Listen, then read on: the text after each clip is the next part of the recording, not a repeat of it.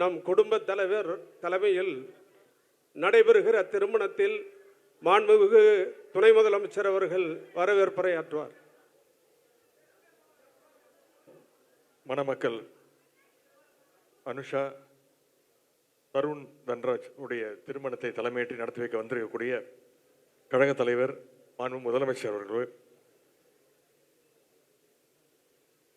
கழகத்துடைய துணை பொதுச் செயலாளர் அண்ணன் நந்தியூர் செல்வராஜ் அவர்களே, மாண்புமிகு அமைச்சர் பெருமக்களே, அண்ணன் சுபவி அவர்களே, வந்திருக்கக்கூடிய நாடாளுமன்ற சட்டமன்ற உறுப்பினர்களே, மாவட்ட கழக செயலாளர்களே, இணை அமைப்புச் செயலாளர் அண்ணன் கலை அவர்களே, துணை அமைப்புச் செயலாளர்கள் அண்ணன் தாயகம் கவி அவர்களே, அண்ணன் ஆஸ்டின் அவர்களே, பகுதி கழக செயலாளர்கள் அண்ணன் ஏழுமலை அவர்களே, சட்டமன்ற உறுப்பினர் அண்ணன் திரு கருணாநிதி அவர்களே, அண்ணன் நந்தன மதி அவர்களே, அண்ணன் முரளி அவர்களே, அண்ணன் மாப்பா அன்புதுரை அவர்களே, சகோதரர் வினோத் வேலாயுதம் உள்ளிட்ட வந்திருக்கக்கூடிய கழகத்துடைய நிர்வாகிகளே, சென்னை தென்மேற்கு மாவட்டத்தில் இருந்து திருமணாவில் வந்து கலந்து கொண்டுள்ள கழகத்துடைய நிர்வாகிகளே, மணமக்களுடைய பெற்றோர்களே, உற்றார் உறவினர்களே, பெரியோர்களே, தாய்மார்களே, முத்தமிழர் கலைஞருடைய உயிரினு மேலான அன்பு உடன்பிறப்புகளே, அத்தனை பேருக்கும் இந்த திருமண வருக வருக என்று வரவேற்கின்றேன்.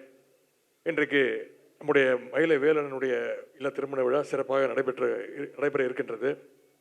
சென்ற சட்டமன்ற தேர்தலில் 2020 சட்டமன்ற தேர்தலில் ஒட்டுமொத்த தமிழ்நாடும் நம்முடைய தலைவருக்காக வாக்களித்தாங்க.